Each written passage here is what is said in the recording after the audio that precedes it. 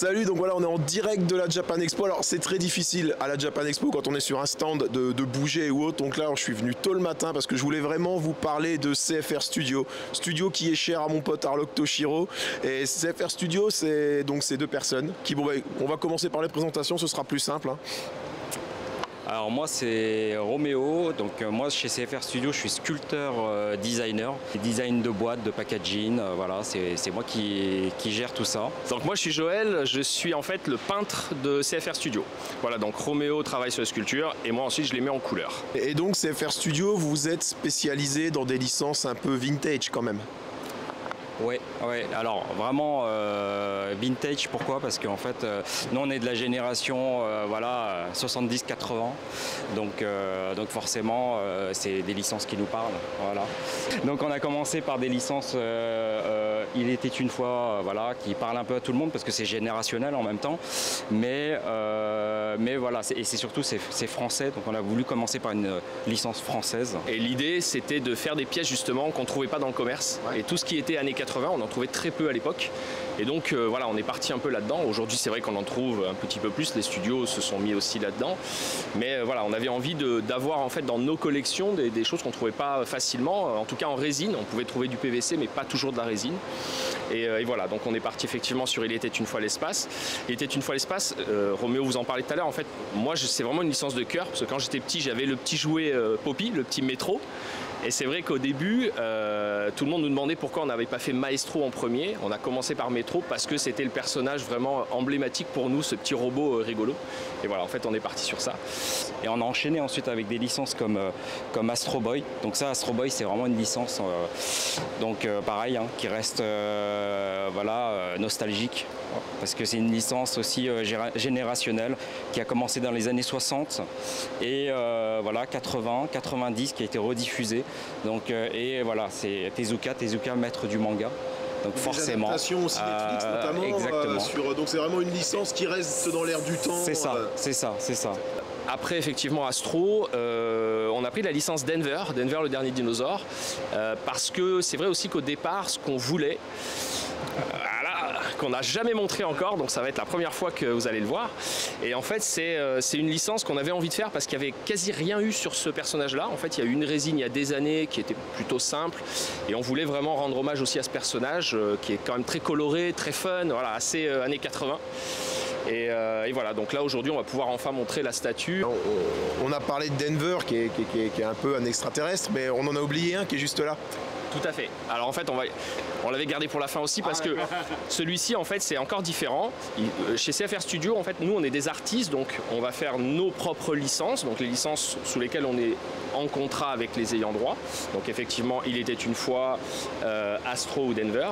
Et ensuite on a aussi des partenariats avec d'autres studios qui en fait nous sollicitent pour qu'on crée les prototypes, et ensuite c'est eux qui gèrent la production en usine.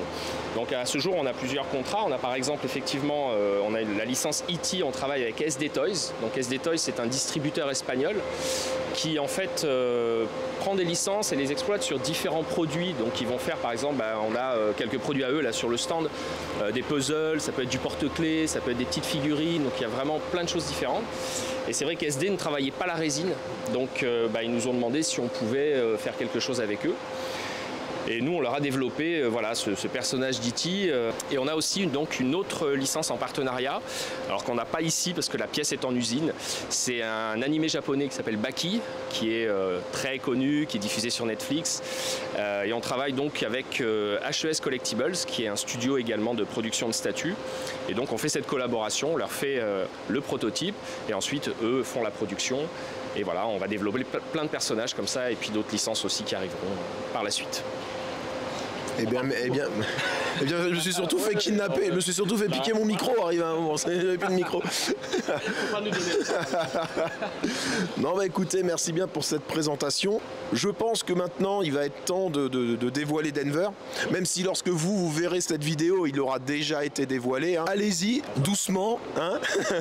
Donc voilà, en avant-première mondiale hein, sur la chaîne GL Kago, hein.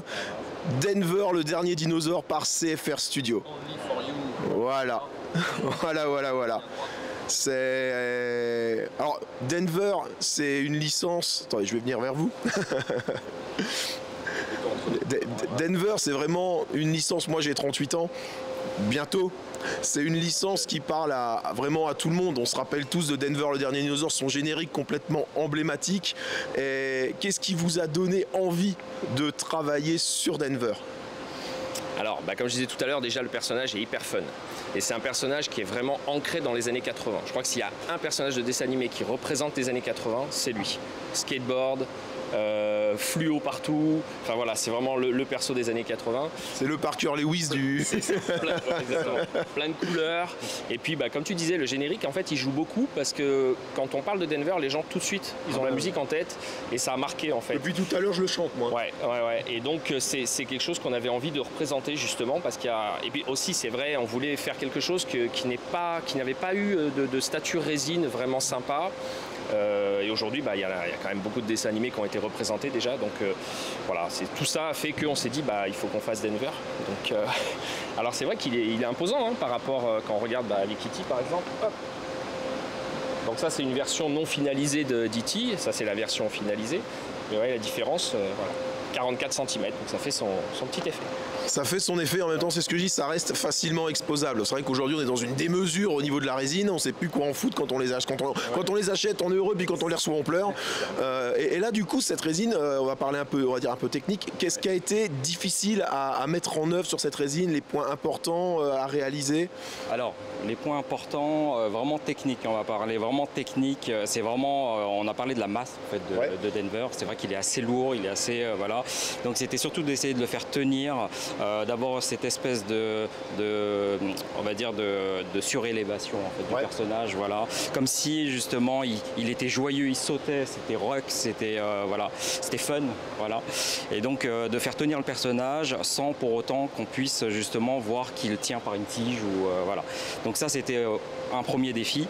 Le second défi c'était plus voilà, sur l'ensemble du personnage, c'est-à-dire trouver un design, voilà, un concept, voilà, qui rendait l'ensemble de la pièce fun. Voilà. En fait, ce qu'il faut voir souvent, c'est que dans les animés de l'époque, quand on regarde un épisode et on en regarde un autre, le personnage il change de morphologie. Des fois parce qu'il y a plusieurs dessinateurs ou tout simplement parce que voilà, il faisait comme il le sentait. Donc des fois il a le cou très long. Et des fois il a le ventre très large. Ça va vraiment dépendre des épisodes, des images, donc c'est très dur. Et même les ayants droit, parfois, ils ne sont pas capables de nous dire exactement ce qu'il faut faire. En fait, ils nous donnent des images et elles sont toutes différentes. Et il faut réussir à trouver le bon compromis pour que quand on voit le perso, on se dise ouais, c'est lui. Et on a eu la chance sur Il était une fois de travailler avec Jean Barbeau. Enfin, il nous a conseillé sur la statue. Il nous a dit voilà, il faut rajouter les bras, il faut le pencher un peu en avant pour qu'il soit provoquant. Comme c'est un personnage qui est des fois un petit peu arrogant. Donc voilà, c'était génial. C'était vraiment le pied de travailler avec le créateur, quoi. J'imagine, voilà. J'imagine. C'est pour ça que ce qui est le plus simple, en fait, parfois, en fait, quand on voit des personnages, on se dit c'est très simple, mais pour moi, ce qui est le plus simple est compliqué, en fait, le plus souvent. Pourquoi? Parce que, voilà, en fait, ce qui est le plus simple, faut trouver, c'est les formes, en fait. C'est les formes du visage, voilà. Donc, comme je dis toujours, Mickey, en fait, voilà, si on modifie ses oreilles, c'est plus Mickey. Voilà. Et pourtant, il paraît simple comme ça. Voilà. Et Metro, on a eu cette difficulté, en fait, d'essayer de trouver, comme disait Joël, voilà, parfois c'est une petite boule, parfois il est étiré, moins étiré. Voilà. Donc, trouver le bon compromis dont je parlais tout à l'heure et avoir un design cohérent, voilà, et beau à voir à la fin. Voilà. Donc, ce qui donne ce résultat-là. Voilà. Eh bien écoutez, merci bien. Sur Denver, ah oui, en plus oui. Ouais. Les lunettes sont amovibles. Voilà. Voilà, super sans les lunettes aussi. Chouettes yeux. C'est vrai, mais des Denver, c'est avec des... Enfin, pour moi, c'est avec des lunettes. C'est moins rock sans lunettes. C'est moins rock sans lunettes. Voilà. Eh bien, écoutez, moi je vous remercie pour cet accueil, pour cette présentation. Harlock, j'espère que ça t'a plu. Hein. Voilà. Harlock, c'était son anniversaire hier. Ouais, hein, voilà. Voilà, bah, écoutez, moi je vous remercie bien. Ça m'a fait super plaisir. N'hésitez pas si vous voulez des présentations de pièces. Hein. Il n'y a pas de souci. Voilà, ce sera un plaisir, surtout quoi, c'est quand même des licences qui nous parlent, même si c'est moins mon domaine de prédilection. Mais Astro Boy, comme je dis, on a tous vu Astro Boy, Denver, on a tous vu Denver. Goldorak peut-être. Alors si vous m'annoncez que vous sortez des Goldorak, là c'est royal. Du coup, pour l'instant, mais c'est pas encore acté. On aimerait. Ouais, c'est des licences. Ouais, oui, voilà, c'est ça. J'ai oublié la question. Des licences vraiment sur lesquelles vous aimeriez travailler. Vraiment, vous dites, si un jour on fait ça, on aura réussi. On a beaucoup de temps ou pas? Non, Allez, Non. 2 ou 3. Si on devait en choisir 2 ou 3, je pense qu'on a même Une pas les chacun, mêmes. allez, une Ouais. chacun, voilà. Alors moi, ce serait Capitaine Flamme. D'accord. C'est ma licence de cœur, en fait, c'est le dessin animé que je regardais quand j'étais petit. Après, il y en a d'autres, hein, les maîtres de l'univers, tout ça, il y en a plein. Mais Capitaine Flamme, j'ai toujours adoré, voilà, c'est la licence que j'aimerais faire. D'accord. Et toi? Pour moi, c'est incontestablement Ulysse 31. Voilà. Donc, Aussi, moi, De aussi belles- un peu, hein, quand même. De belles choses en prévision alors. Mais très compliqué. Ulysse 31, Ouais, c'est Au niveau. D'accord. Ok. Mais peut-être un jour. Hein, Peut-être un jour. Bah écoutez, je vous remercie bien. Bah écoutez, moi je vous remercie encore hein, pour cet accueil, pour cette présentation, pour cette avant-première. Alors je le répète, hein, elle aura déjà été diffusée quand ma vidéo le sera, mais je suis la première personne à voir Denver et ça fait plaisir. Bah écoutez, moi je vous remercie et sur ce, n'oubliez pas plus d'abonnés. Et plus d'impact.